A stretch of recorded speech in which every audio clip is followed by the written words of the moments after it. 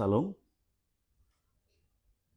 saudara-saudara sekalian, seperti kita ketahui bersama bahwa telah terjadi overkapasitas di seluruh lembaga pemasyarakatan di Indonesia.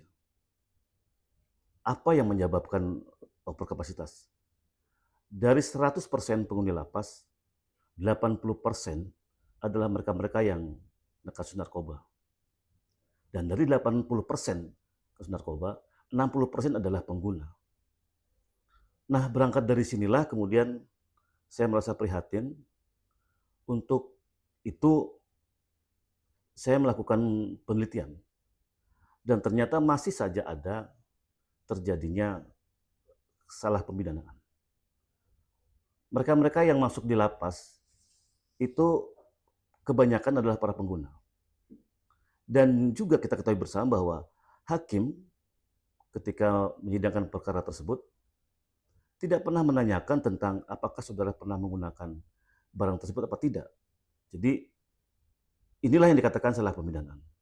Nah, oleh karena itu kami mengajukan peninjauan kembali terhadap seluruh warga binaan yang ada di Indonesia dan berangkat dari sana pula lah itu kita ajukan. Dari beberapa yang kita ajukan, banyak yang telah dikabulkan oleh Mahkamah Agung, bahwasanya memang telah terjadi kekilapan hakim. Dalam peninjauan kembali ada 3 hal yang kita bisa ajukan dasarnya. Yang pertama adalah adanya bukti baru atau novum.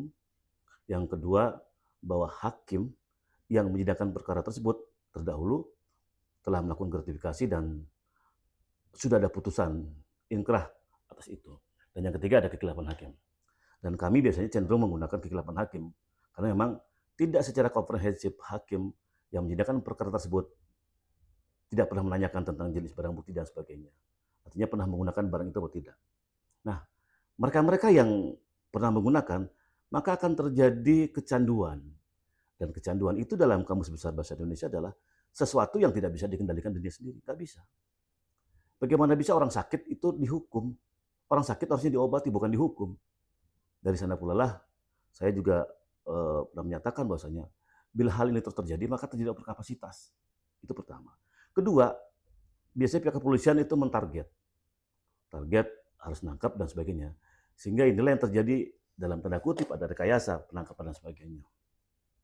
Bagaimana cara membuktikan? Ya sulit, karena memang dalam Undang-Undang Narkotika, Undang-Undang Nomor 35 tahun 2009, itu penyidik diberi kekuasaan yang seluas-luasnya untuk melakukan undercover, kontrol dari dan sebagainya.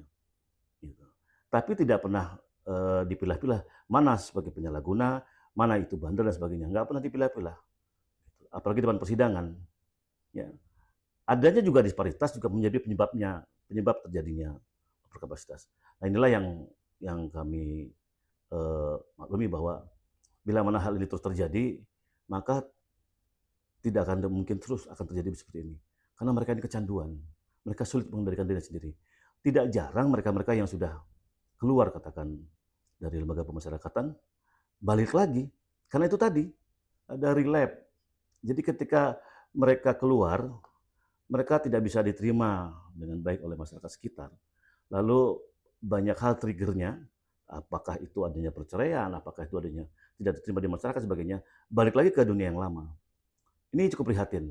Lalu karena itu, bagaimana halnya agar tidak terjadi lagi? Saya kira pemerintah mestinya bertanggung jawab atas hal ini. Ketika seseorang terkontaminasi zat yang bersifat adiksi, maka pemerintah mestinya melakukan rehabilitasi terhadap seluruh para kasus narkoba ini.